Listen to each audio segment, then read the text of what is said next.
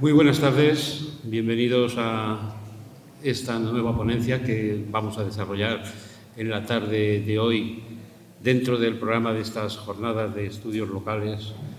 Agradecerles primeramente su asistencia cada día y sobre todo pues, en el día de hoy para que conozcamos otra faceta de la vida almanseña en los años 20 del siglo pasado. Prácticamente esos años 20 en los que nos encontramos ahora, pues a través de una fecha en torno a 1925 que evidentemente pues, se amplía o se adelanta o se retrasa según las circunstancias, pero que en torno a esa fecha del 25 gira todo lo que estamos intentando plasmar en el conocimiento de los almanseños de esa época de nuestra ciudad. Una época que, como se ha dicho aquí estos días, en las ponencias que ya hemos escuchado, pues realmente fue intensa en muchos aspectos. Una década en la que Almansa creció de forma amplia y casi histórica, como nos señalaba Miguel Juan Pereda en su conferencia. Una época en la que se habló de los locos años 20, de los felices años 20, pero que sin embargo tuvo también, como siempre en la historia, muchas caras que unas se solapan con otras y a veces incluso confunden lo que llega hasta las generaciones posteriores. En el caso de esta noche tenemos la oportunidad de entrar en la vida almanseña de los años 20 desde la perspectiva de los periódicos locales. La verdad es que es sorprendente el número de periódicos que Almansa tuvo en los inicios de este siglo XX y prácticamente buena parte del mismo, ya con una tradición surgida en el siglo anterior, en finales del siglo XIX.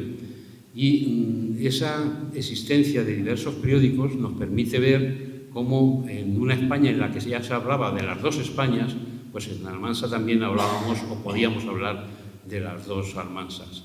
Un poco esa idea es la que sustenta buena parte de la conferencia que nos desarrollará, en este caso, un periodista, que mejor que hacer un recorrido por los periódicos de los años 20, que sea un periodista quien nos vaya a acompañar en la noche de hoy, en este viaje del tiempo, en este túnel del tiempo en el que nos sumergimos a lo largo de cada una de las conferencias. Presentar a Joaquín Sánchez Martínez es para mí una satisfacción porque es de alguna forma pues, una persona a la que he conocido, aparte de que en un pueblo como Almansa nos podemos conocer todos, pero evidentemente lo he conocido sobre todo por su aspecto profesional. Y he de decir, aunque a él sé que no le gusta demasiado, ya me dijo, no me hagas una presentación muy larga, pero hay que reconocer que hay cosas que debemos decirlas. Y me parece que del periodismo almanseño de estos últimos años, pues Joaquín es un verdadero referente ya después de toda su actividad desarrollada, con un rigor y una profesionalidad que hay que destacar en momentos en los que esta profesión empieza a perder su propio prestigio, precisamente por el intrusismo y por que las nuevas redes de comunicación están haciendo que el periodismo tenga que sentarse, serenarse y ver si está cumpliendo o no la misión que a lo largo del tiempo ha tenido. En el caso de Joaquín, su rigor profesional está fuera de toda duda, lo ha demostrado en sus años en la emisora municipal, en los informativos de la emisora municipal, tristemente desaparecida, por cierto, o más recientemente y hasta la actualidad en Televisión Almansa, donde también ha ejercido varios años de los temas informativos y quizás muy específicamente en los últimos años, pues centrándose más que nada en los temas de la historia, la cultura, la vida almanseña desde distintas perspectivas sociales y todo ello, como digo, con un rigor profesional que hay que reseñar y destacar.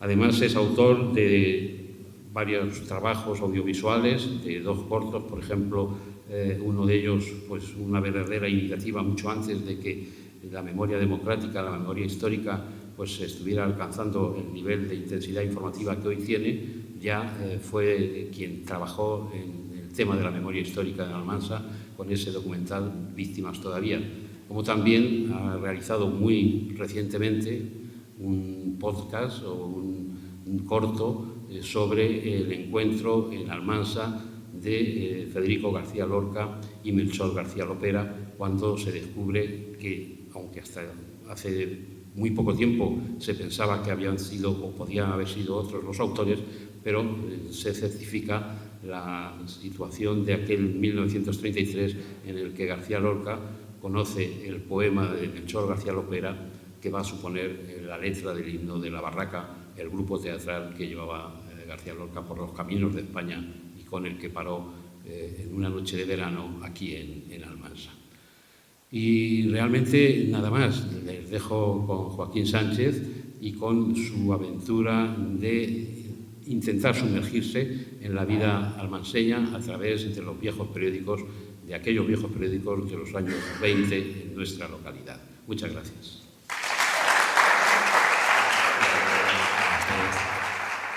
Sobre lo que ha dicho Juan Luis, el trabajo sobre la memoria fue junto a Pablo Sánchez y el himno de La Barraca, pues junto con la información que había obtenido Iván Díaz, que fue quien encontró el dato clave. Muchas gracias a Juan Luis por su presentación y gracias a Torre Grande y gracias a todos por venir. Hoy que vamos a hablar de prensa local y de historia, me gustaría recordar en primer lugar a José Joaquín Alcocel, que además he visto que está su hermana Nieves, porque son dos temas que le hubieran gustado y seguro que hubiera podido participar con nosotros y aportar también. En el objetivo de las jornadas de tratar de aproximarnos a cómo era la vida en Almansa hace 100 años, en la década de 1920, una de las fuentes más valiosas a las que podemos recurrir es la prensa de la época que se conserva. En las publicaciones encontramos cuáles eran los asuntos que preocupaban a los almanseños, de qué se debatía, qué demandas tenía la población, qué eventos culturales se celebraban, incluso qué productos se anunciaban. De hecho, en las 3, si no me equivoco, conferencias anteriores, mis compañeros de jornadas, todos han utilizado periódicos como documentos, como fuente documental en sus ponencias. Son una mina de información para nosotros, aunque al mismo tiempo pues, hay que relativizar su importancia en la época porque solo una pequeña parte de la población tenía acceso a la prensa y se veía reflejada en ella. La tasa de analfabetismo en el partido judicial de Almansa en 1920 superaba el 60%. 4 periódicos aparecen y se publican en Almansa dentro de la década de los 20. La Voz de Almansa entre 1923 y 1925, Sirio en 1925, el Semanario Almansa entre el 27 y el 28 y el Eco de Almansa también entre el 27 y el 28. Eran periódicos paradójicamente poco informativos porque tenían muchos textos literarios, sí había artículos a modo de editoriales, artículos que podemos considerar de opinión, había artículos históricos, pero no tenían el esquema de los periódicos actuales, no daban prioridad a las noticias, al contrario, a veces las noticias estaban al final en unos textos breves en los que hay que rebuscar para encontrar acontecimientos que con los ojos de hoy son muy interesantes, pero entonces no se destacaban en el periódico. A lo mejor las noticias estaban al final y en primera plana había un cuento, por ejemplo. La mayoría de las publicaciones tenían una vida muy efímera, duraban unos meses, un año y pico, y solo unas pocas conseguían cierta continuidad. Entre las de mayor recorrido nos vamos a centrar en 2, porque de alguna manera y a grandes rasgos entiendo que representan 2 sensibilidades, 2 formas de ver el mundo, que también en líneas generales eran las que se enfrentaban entonces en el debate político y social, que unos años después lo harían en la guerra civil y que siguen siendo, de nuevo, con multitud de matices, las que a día de hoy protagonizan en buena medida la discusión pública. Estos periódicos son, por un lado, el titulado La Voz de Almansa y, por otro, el denominado simplemente Almansa, que llevó en su cabecera durante 1927 Almansa 1927 y durante 1928 Almansa 1928. Un pequeño análisis comparado de los discursos y de los mensajes, de los objetivos y prioridades que recoge cada uno de ellos, nos sirve para entender el tira y afloja entre esas dos posiciones, pero además estas publicaciones estaban dirigidas por dos personalidades de gran fuerza en el escenario local, social y cultural de esta etapa, que en mi interpretación representan igualmente a esos dos grandes bloques ideológicos. Eloy Villena, al frente de La Voz de Almansa, y Fernando Mas, que dirigió el semanario Almansa.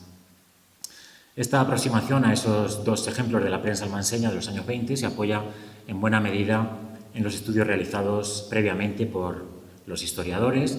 Por un lado, hay un estudio titulado Periódicos y periodistas, Historia y evolución de la prensa almanseña, realizado por el historiador Isidro Sánchez en las jornadas de Torregrande del 99, está publicado, y que constituye un catálogo de referencia para conocer toda la nómina de publicaciones, aunque por razón de espacio pues no puede profundizar en todas ellas. Y por otra parte, pues en las sucesivas investigaciones, sobre todo de nuestro cronista Miguel Pereda, que es el que lo ha estudiado todo, así que pues casi todo lo que cuento está sacado de Pereda. Mi aportación consiste sobre todo en poner en relación conocimientos y proponer una interpretación crítica. Se trata, por tanto, de acercarnos al detalle de qué decían estas publicaciones y cómo lo decían. La Voz de Almansa y Almansa no llegaron a coincidir en el tiempo, por lo que no hubo un debate directo entre ellos. Pese a ello, los podemos considerar contemporáneos porque solo hubo un lapso de 2 años entre el último número de La Voz de Almansa, que es el que empezó primero, y el nacimiento del semanario Almansa.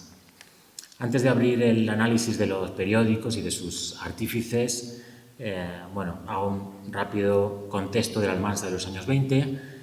Tenía 12.500 habitantes en 1920, iba a crecer a lo largo de la década en casi 2.000 habitantes, es un crecimiento muy importante, como destacó ya el otro día Pereda.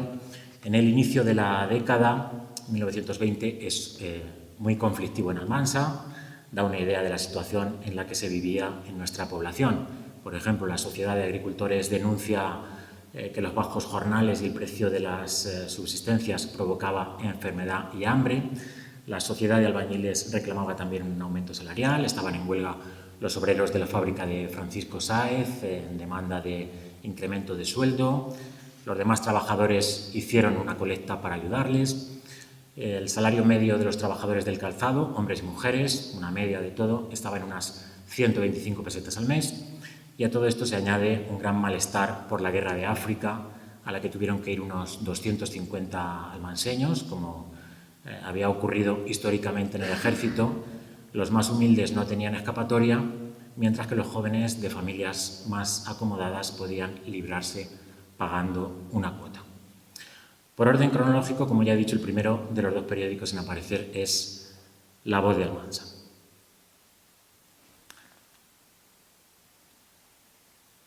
Se publica entre 1923 y 1925, esta es la portada del número 1. Ya hubo un semanario anterior denominado La Voz de Almansa en 1885, que fue el segundo periódico que apareció en la ciudad, y hoy también hay un grupo en redes que lleva ese nombre, La Voz de Almansa. El que nos interesa hoy fue el periódico fundado en 1923 y dirigido por el párroco Eloy Villena.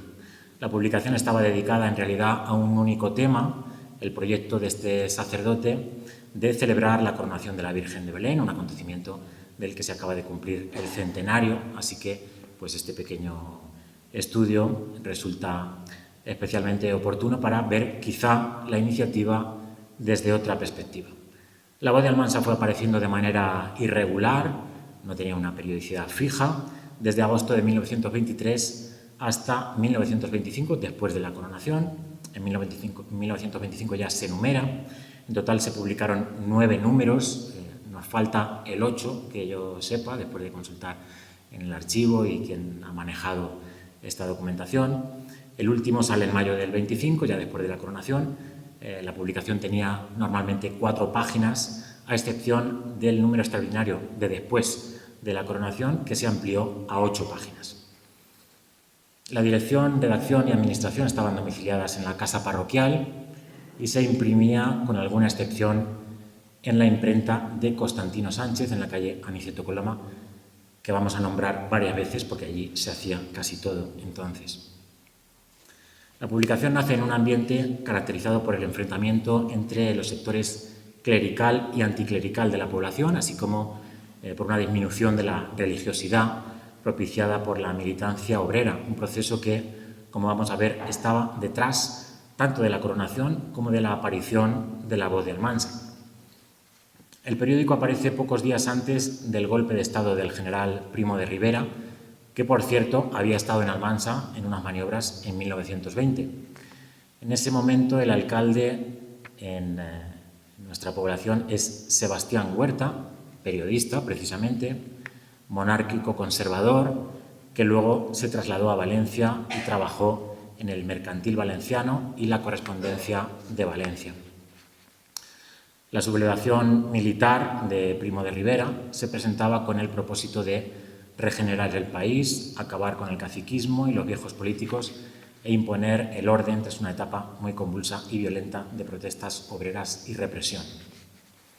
Un mes después del lanzamiento de la voz de Almansa, el 2 de octubre, como consecuencia del golpe y en una sesión extraordinaria que presidió el capitán de la Guardia Civil, la corporación municipal es sustituida y es nombrado alcalde Constantino Sánchez, propietario precisamente de la imprenta de la calle Aniceto Coloma, que permaneció en el cargo durante la mayor parte de la dictadura de Primo de Rivera hasta 1927. Unos meses después de iniciarse este mandato municipal, en abril del 24 hay una renovación de concejales en la que se incorpora como primer teniente de alcalde otro personaje clave en esos años en Almansa, que es José Conde García.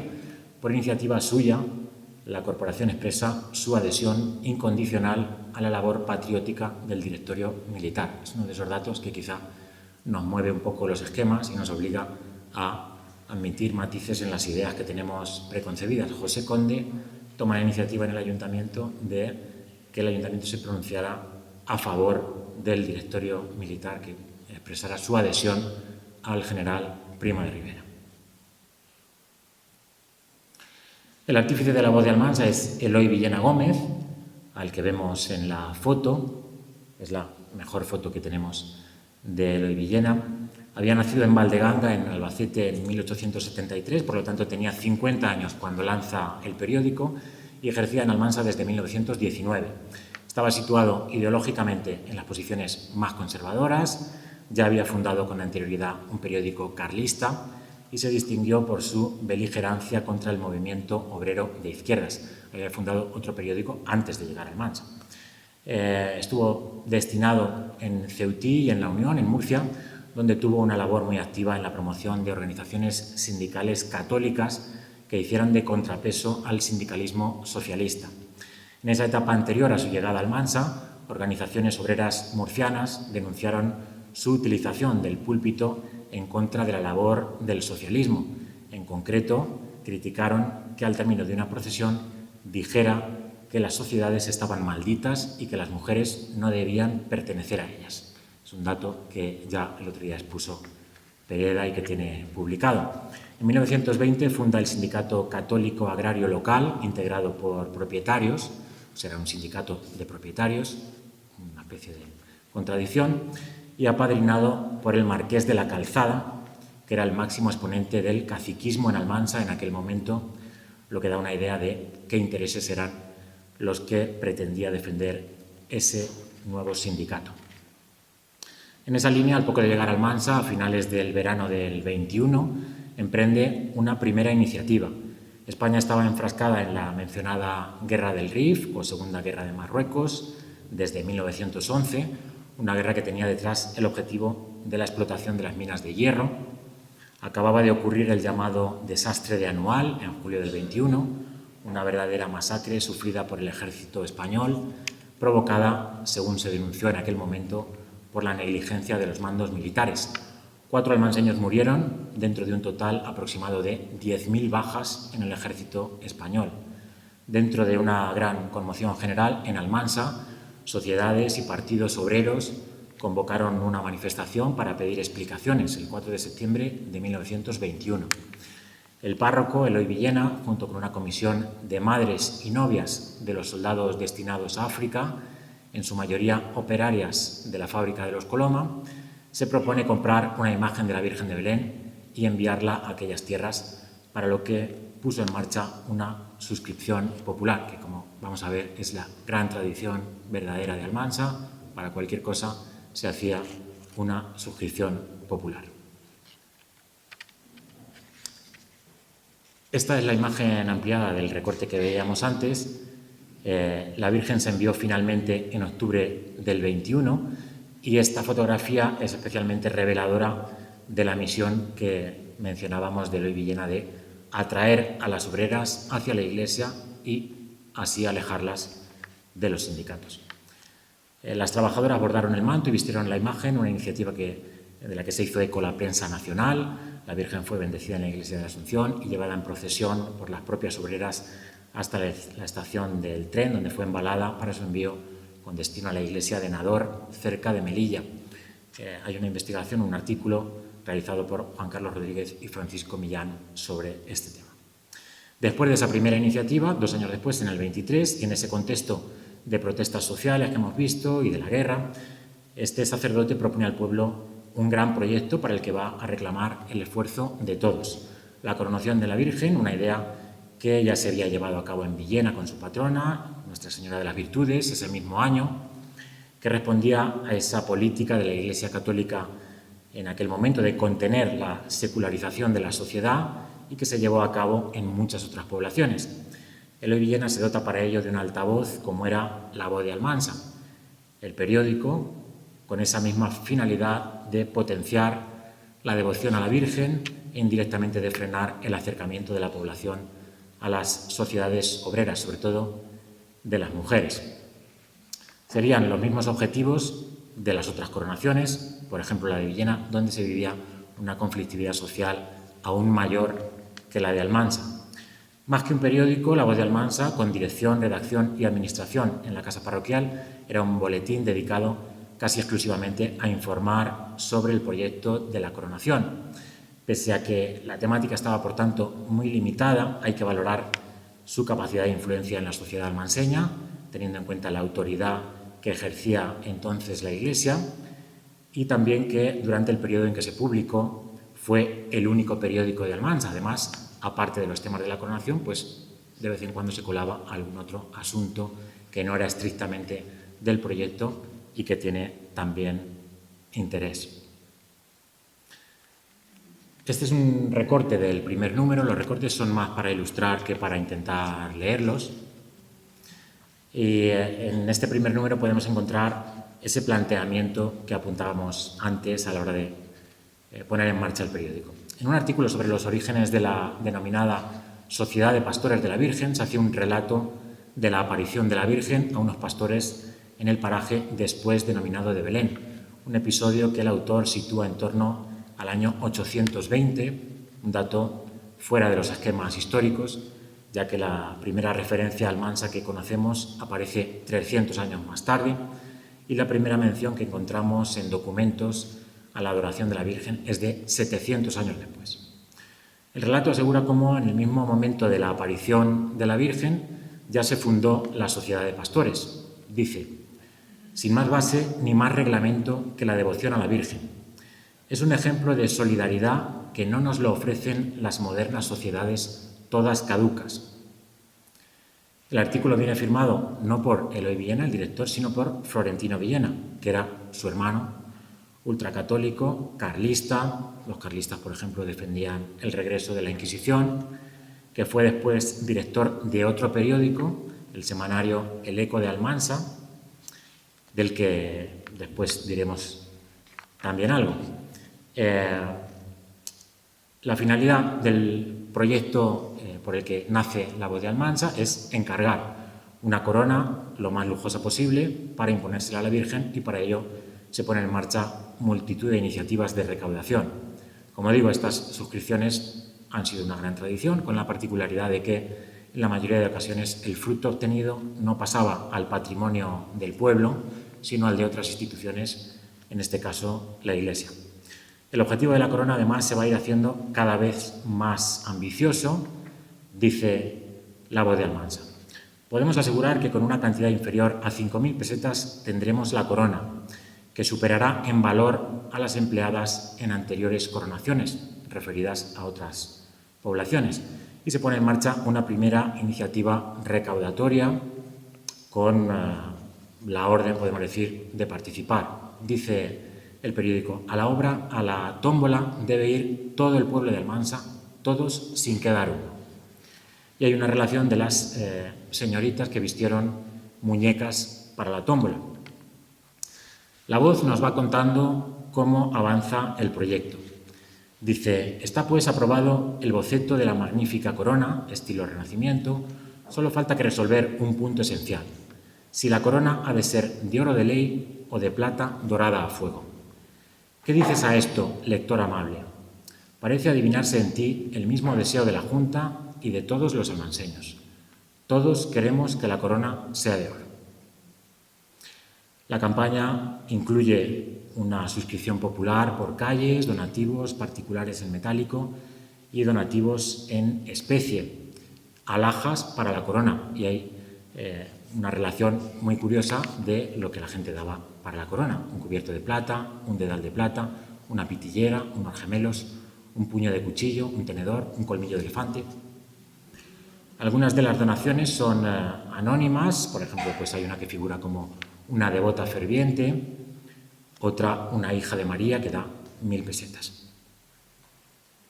Ahí hay una de las relaciones de donaciones. El promotor del proyecto va expresando sus ambiciones sobre la coronación en el periódico: que resulte lo más grande que el pueblo haya celebrado en toda la vida.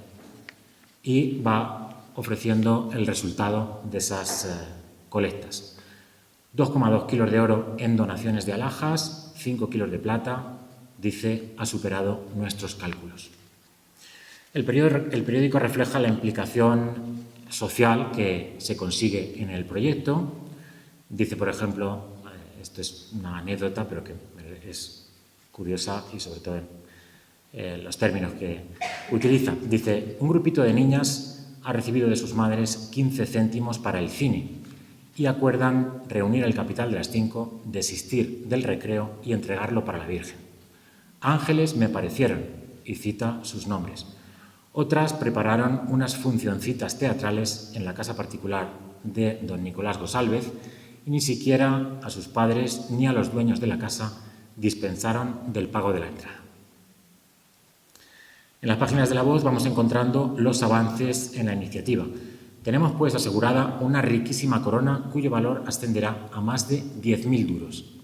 Ya son 50.000 pesetas. Se ha multiplicado por 10 el presupuesto anterior. La cantidad, por dar un dato, equivale a 33 años de salario de un trabajador del calzado. Posteriormente, el cronista Ruiz de Alarcón recogió una valoración todavía superior de 250.000 pesetas, que no sabemos si estaba fundamentada o un poco hinchada. Vamos viendo recortes de La Voz de Almansa. En esa campaña de exaltación de la Virgen y de promoción del proyecto de la coronación, Eloy Villena va a utilizar ese gran motivo de preocupación que nombrábamos antes para la sociedad, como era la guerra del Rif. En febrero del 23 se había celebrado otra manifestación de protesta contra la guerra con representación municipal. En el número de septiembre dice Eloy Villena: la Virgen de todos es madre y de todos consuelo y esperanza. Díganlo los 250 soldados almanseños que han luchado en Marruecos en estos últimos años, los que, a pesar del peligro inmenso que han corrido en muchos combates, ni uno solo ha sido víctima de las balas enemigas. Se dirá quizás que la casualidad o la suerte, pero ellos dicen que fue la Virgen de Belén, omitiendo de manera difícil de justificar la muerte de 4 almanseños en Anual en 1921 que hemos mencionado con anterioridad. Esta es una foto conocida del acuartelamiento de Melilla con un almanseño, Pascual Tomás. En un número posterior vuelve a mencionar la guerra, el aguinaldo de la Virgen de Belén, se titula, y propone una ayuda para los soldados. La Virgen está muy enternecida por las súplicas constantes de sus hijos, los soldados almanseños que luchan en África. Está viendo constantemente las penalidades que sufren, el peligro a que están expuestos, y quiere enviarles un consuelo. La mitad del aguinaldo a la coronación y la otra mitad a los soldados. La ayuda para los soldados consiste, por tanto, en la mitad de la colecta de Navidad del periódico. La Voz va recogiendo asimismo algunos breves o noticias sueltas que nos dan información tanto de aspectos relacionados con el evento que se está organizando como de otros asuntos de la sociedad almanseña que el periódico quiere resaltar. Así encontramos la noticia del proyecto del monumento en memoria de la batalla en el jardín y de la intención de hacer coincidir la inauguración con la coronación para mayor realce de los dos acontecimientos, dice La Voz. Al final no se pudo hacer coincidir la inauguración, sino la primera piedra. Otra noticia que a La Voz le parece importante es la participación de una comisión almanseña en el grandioso homenaje a los Reyes, formada, entre otros, por el alcalde, algunos concejales, el jefe del Somatén, que era un cuerpo ciudadano de apoyo a las fuerzas de seguridad, y el representante del Partido Unión Patriótica, que era el partido único en aquel momento de la dictadura de Primo de Rivera. Era una muestra de respaldo al rey Alfonso XIII. Otra información de carácter más social y también de gran valor, porque aquí podemos encontrar datos que a lo mejor no aparecen en otros sitios. El día 15 del pasado mes se inauguró oficialmente el Hotel Berwick, edificio magnífico con 40 habitaciones y un amplio salón de café, donde diariamente se dan conciertos por un terceto formado por los profesores Enrique Martínez, Máximo Parra y Eduardo Mas, conectando así con la ponencia de los hermanos Bravo de ayer. Y aquí es donde pues, muchas veces aparecen estos datos valiosos. A medida que avanza el proyecto de la coronación, La Voz va transmitiendo cómo, de alguna manera, su promotor, Eloy Villena, se ve en la necesidad de justificarse ante las opiniones que, según parece, empiezan a cuestionar el desarrollo de la iniciativa. Con este título, en uno de sus artículos, La Voz parece responder a las objeciones que se estaban planteando. Dice Eloy Villena, el dinero que se está gastando está bien gastado. Al mismo tiempo empiezan a evidenciarse problemas para financiar el evento y los mensajes del párroco van subiendo de tono emocional a la hora de apelar a la participación de los almanseños. En un artículo titulado Soñé, el párroco reproduce un diálogo imaginario con la Virgen. ¿Qué te pasa?, dice la Virgen. Nada, señora, es cuestión de pesetas. Necesitamos llegar a las 90.000 pesetas y no veo medio de pasar de las 80.000. Lo último que sabíamos eran 50.000. Sé que aún quedan muchos que no han dado, pero ya verás como al fin todos darán. ¿No acuden todos a mí cuando se ven afligidos o necesitados? ¿No serían agradecidos si ahora se mostraran indiferentes? Son palabras de la Virgen, que Eloy Villena pone en palabras de la Virgen. Y hace otra llamada. Toda nuestra esperanza la tenemos en la Virgen, que es la cajera y la que ha ido abriendo los bolsillos de sus hijos. Un artículo más. ¿Qué le diría su conciencia a cualquier almanseño si pasaran las fiestas y no contribuyese al grandioso homenaje? Y vamos a ya acercarnos a la resolución del proyecto de la coronación. En abril, en el mes anterior, salen 2 números de La Voz. Llegan noticias oficiales de haberse recibido el decreto autorizando la coronación y se publica un bando de la alcaldía anunciando al vecindario tan grata noticia con volteo de campanas, banda de música, bombas y cohetes. Se celebra una gran manifestación precedida por las autoridades que recorre el itinerario de la procesión. Dice el periódico, esta gracia permitirá que nuestra excelsa patrona sea conocida en todo el mundo por figurar entre las sagradas imágenes que han merecido el alto honor de la coronación. Esta es otra foto conocida, impresionante, la multitud congregada en la puerta de la iglesia con motivo de la coronación. Y aquí un recorte del número extraordinario de mayo, inmediatamente posterior a las fiestas y a la coronación. Se hace una crónica de actos por día con este tono. Bien por la ciudad de Almansa, ni una nota desagradable, ni el más leve incidente, todo ha resultado grandioso. Aquí teníamos que apuntar un hecho que está poco documentado, pero que sí respaldaban testimonios como el de Isabel Ferrero en una entrevista en TV Almansa. Y es un intento frustrado de atentado contra la coronación a cargo de un anarquista almanseño que se habría suicidado después de su acción. Es un suceso, como digo, poco documentado, pero que en entrevistas con testigos que eran niños entonces, no solo Isabel Ferrero, sino el tío Pere, que era también otro testigo de aquellos años, aseguraban recordar aquel suceso, un revuelo e incluso la identidad del presunto autor. En este noveno y último número de La Voz se presentan las cuentas y el problema del dinero vuelve a ponerse de manifiesto. Dice La Voz: lamentamos tener que presentar las cuentas con un déficit considerable. Con este número concluye la trayectoria de La Voz, es el último número, pero vamos a seguir brevemente algunos hilos que hemos planteado para completar la historia. 3 años después, en 1928, la deuda de la coronación sigue pendiente. El problema se recoge en otro periódico, El Eco de Almansa, dirigido por Florentino Villena, el hermano de Eloy Villena.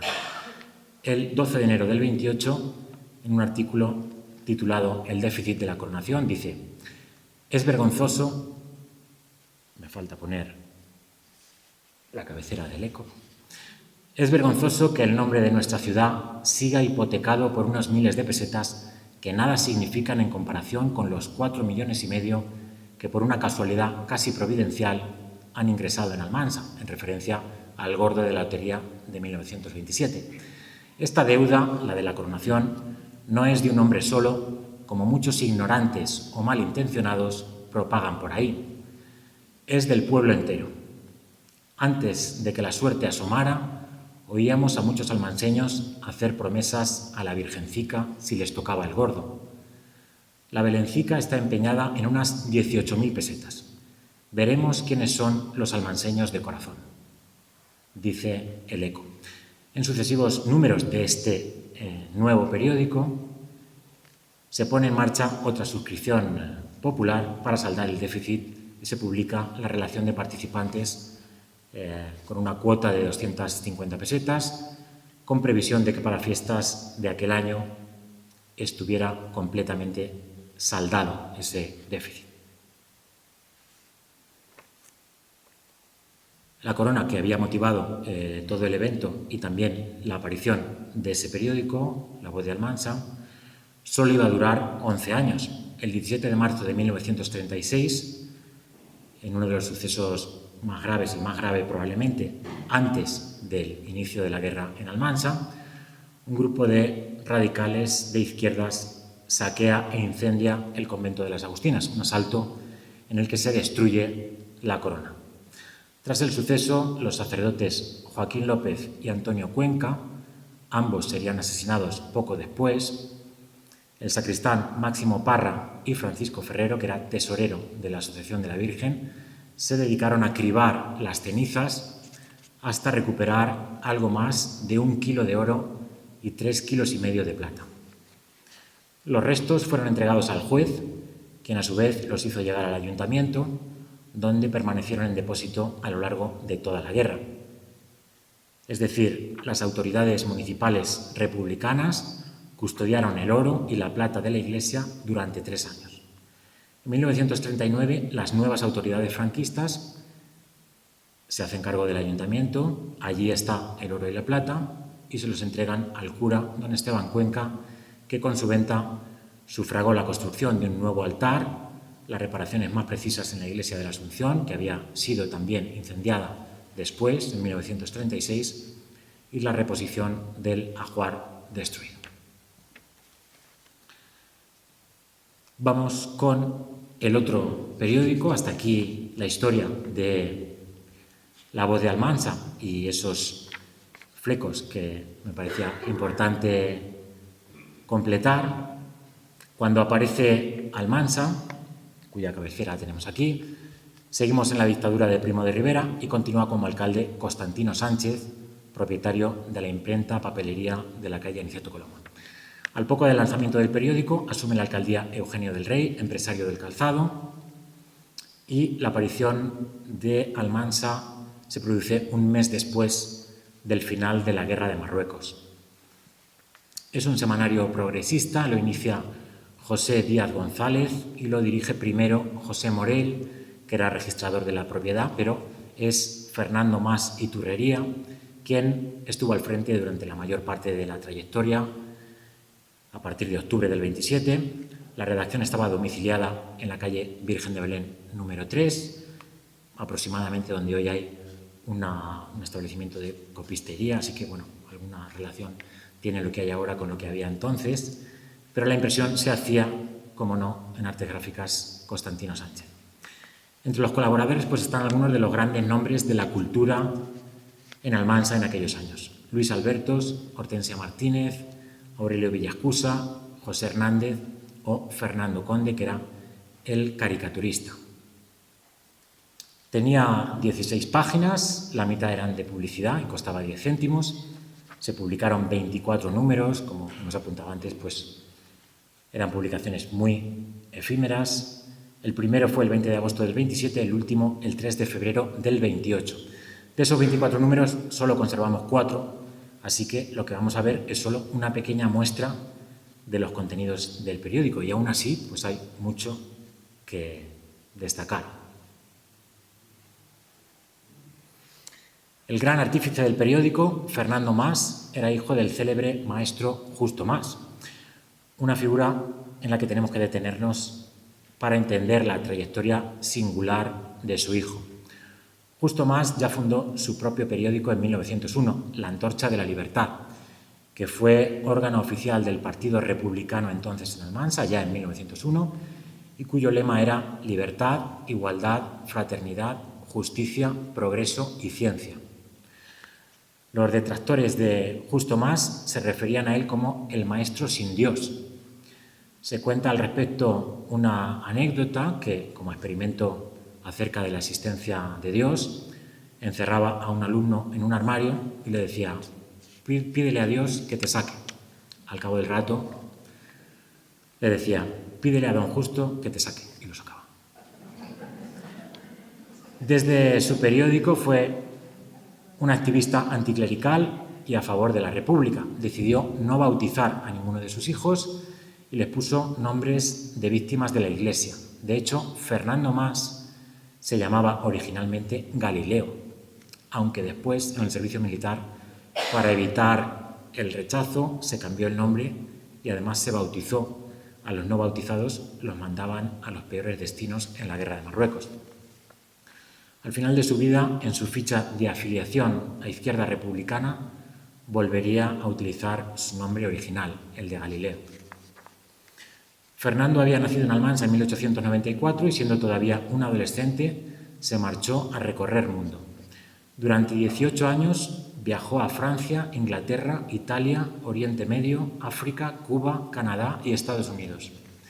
En algunos de esos destinos vivió temporadas considerables y desempeñó los más diversos trabajos. Fue policía secreto en Cuba, vendedor de sombreros en Italia e intérprete en la línea marítima Nueva York-Florida. También en Estados Unidos estableció contacto con la comunidad latina y encontró la oportunidad de iniciarse en el periodismo.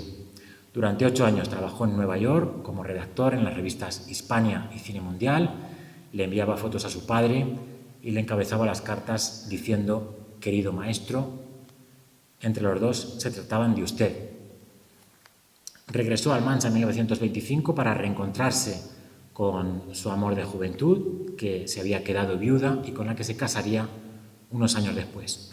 Abrió una academia de idiomas en la que enseñaba francés, inglés e italiano, y en este tramo de la historia, entre el 27 y el 28, es cuando asume la dirección del periódico Almansa. Escribe él mismo las editoriales, inicia una sección denominada A través de mis gafas sin cristales, que después continuaría en un periódico que también mencionaremos, y firmaba poemas con el seudónimo El Duende del Lago. De hecho, en esta foto aparece ahí manuscrito ese seudónimo. Al mismo tiempo, se sacó las oposiciones en Madrid para trabajar como interventor del Ayuntamiento de Almansa. En su mesilla de noche tenía siempre 2 libros, El Quijote y la Biblia en inglés. Todos estos datos pues, son, por un lado, trabajo de Abelina García en El espejo de la Puerta del Sol, su publicación sobre los poetas almanseños de la generación del 27, y también fruto del trabajo de Juan Luis Hernández en una entrevista con la hija de Fernando, Celia Mas, en TV Almansa. Esta es una caricatura de Fernando posterior. Decían que cuando se proclamó la República, Fernando iba dando volteretas por la calle. Al final de esa etapa política, la de la República me refiero, crea un periódico posterior, Meca, otro semanario del que se publicaron 15 números entre febrero y julio del 35 y que es otra fuente de enorme valor para conocer la Almansa del momento y que merece desde luego otro estudio. El estallido de la guerra le causa tanto disgusto, decía su mujer, que le había cambiado el carácter. Todo esto era lo que contaba su hija. Al terminar la guerra, pese a que había sido defensor de la República, no fue represaliado, pero vio como varios de sus amigos y colaboradores eran asesinados o encarcelados. Murió como consecuencia de una enfermedad 2 meses después de terminar la guerra, en junio de 1939, a los 45 años. Decía que no le entristecía morir joven porque había multiplicado su vida por 3. A diferencia de La Voz, que ya hemos dicho que era un boletín informativo del proyecto de la coronación y por tanto sus temas estaban de inicio más limitados, el semanario Almansa era un periódico más completo que abordaba diversidad de temas. En sus distintas secciones y artículos aparecen reiteradamente aquellas cuestiones que eran prioritarias en su línea editorial. Entre ellas estaba el tema que estaba detrás, en buena medida, de ese debate político y social de la época, como eran los derechos de los trabajadores. Ahí vemos otra foto también conocida de la entrada de la fábrica de los Coloma. Ahí yo creo que no se debía bailar mucho Charleston y, bueno, se ve una imagen aproximadamente de la época del aspecto que tenían los trabajadores. En uno de los números de Almansa, una editorial titulada El trabajo de los menores, leemos: limitándonos a Almansa se cumplen las leyes. Nosotros tememos que no. Sin aludir a nadie, es lo cierto que en Almansa se emplean para algunos trabajos niños menores de 10 años. Los que no llegan a 14 trabajan más de las 6 horas. Trabajaremos intensamente para acabar con ese estado de cosas. Los niños de hoy son los ciudadanos del mañana y todos estamos obligados a velar por la salud de su cuerpo y de su inteligencia, dice el periódico. Sobre esta denuncia hay que mencionar que los trabajadores de Coloma, la empresa que estamos viendo, y una empresa a la que siempre se pone como ejemplo en la mejora de las condiciones laborales, que es cierto, pero con matices, los trabajadores de Coloma, como decía, habían ido a la huelga en 1916 precisamente en protesta por el trabajo infantil, después de que un niño se cortara los dedos en una máquina. También los trabajadores de Coloma tenían prohibido sindicarse. Aparece en Almansa Aurelio Villascusa. Esta es una caricatura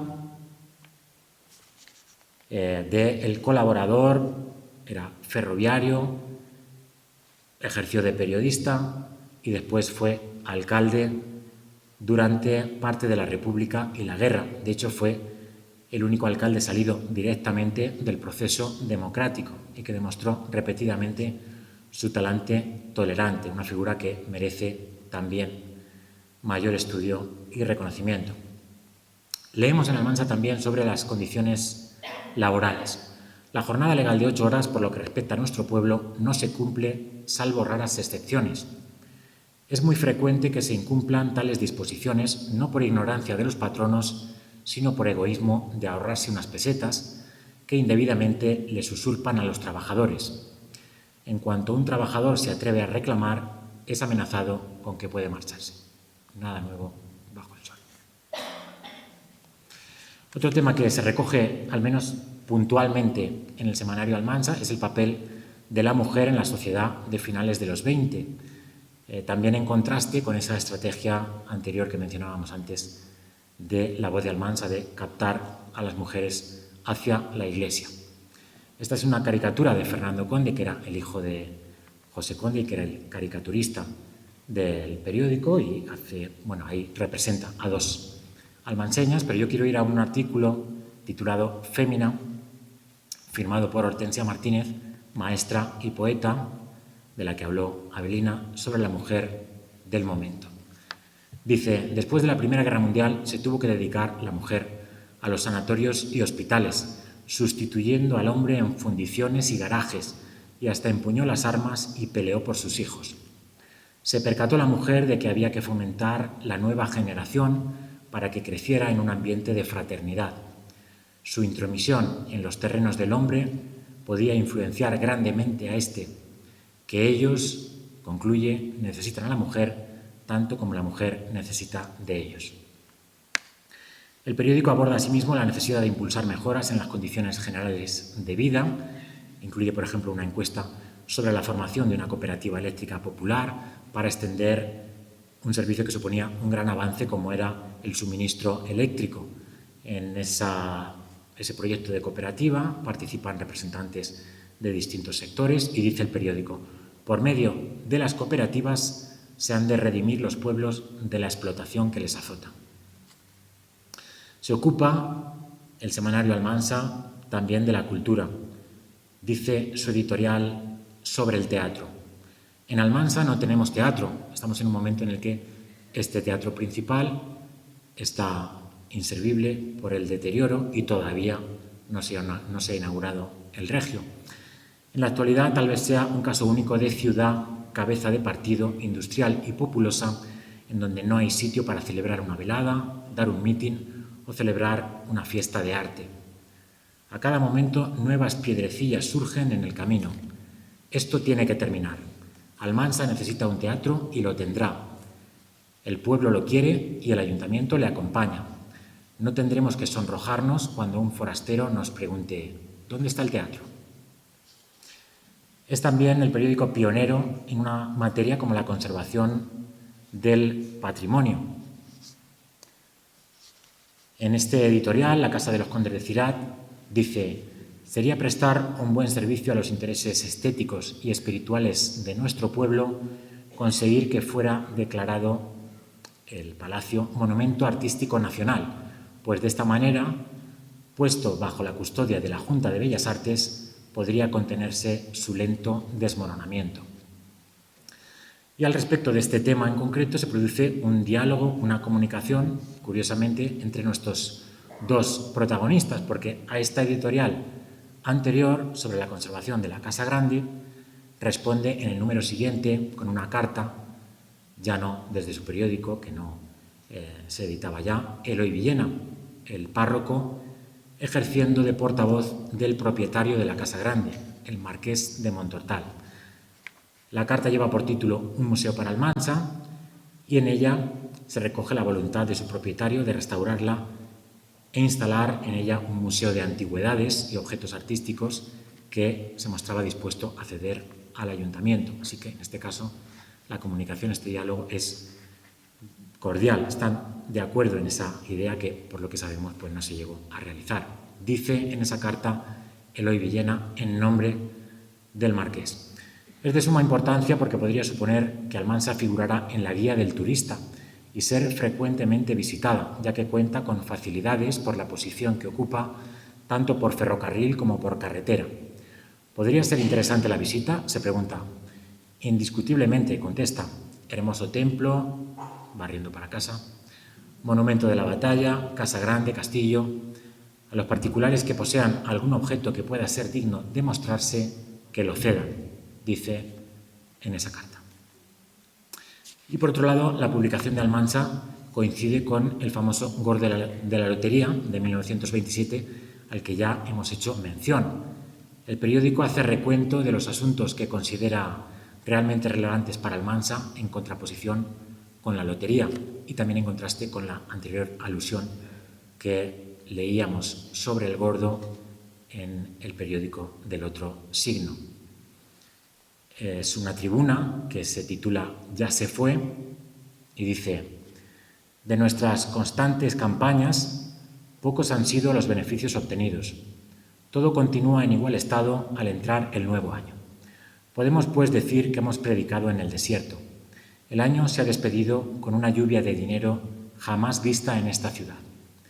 Después del Gordo seguiremos igual. ¿Seguiremos pensando que nuestra felicidad depende de la lotería? Que cuando lleguemos a 1929 podamos ver nuestro pueblo dotado de un buen teatro, instalación de agua potable y cooperativa popular de luz. Es un artículo firmado por José Hernández de la Asunción en el número 20, el 6 de enero de 1928. Y en el final del periódico, como apuntaba al principio, pues a veces encontramos las cosas más interesantes en los anuncios o en los breves, y también cosas anecdóticas, ecos de sociedad que podríamos decir que tienen mucha miga. Dice: en compañía de su esposa y de sus monísimos nenes, ha llegado para estar unos días entre nosotros el competente funcionario de la Compañía del Norte y simpático amigo nuestro, don José Tortosa. De estos hay muchísimos en los periódicos de la época, es divertidísimo leerlos. Otro dice: se encuentra mejorado del accidente automovilista que sufrió nuestro estimado amigo Rodolfo Coloma. Así que sabemos que en aquel momento Rodolfo Coloma, uno de los Coloma, tuvo un accidente de coche. Y como apunte final sobre el semanario Almansa, y para cerrar este análisis, es ilustrativa la habitual nota necrológica, reflejo de la vida entonces, y que, como ya se ha dicho en estas jornadas, pone en cuestión ese eslogan de los felices años 20. Es una nota de defunciones de la semana, es un semanario. Incluye a Raúl Sáez, de 2 meses, Antonio Pardo, de 9 años, Juan Sánchez, de 15 años, y Diego González, de 22 años. 4 fallecidos de menos de 25 años en una semana. Un dato que nos muestra cómo era también la Almansa de los años 20 y con el que termino. Gracias por escucharme.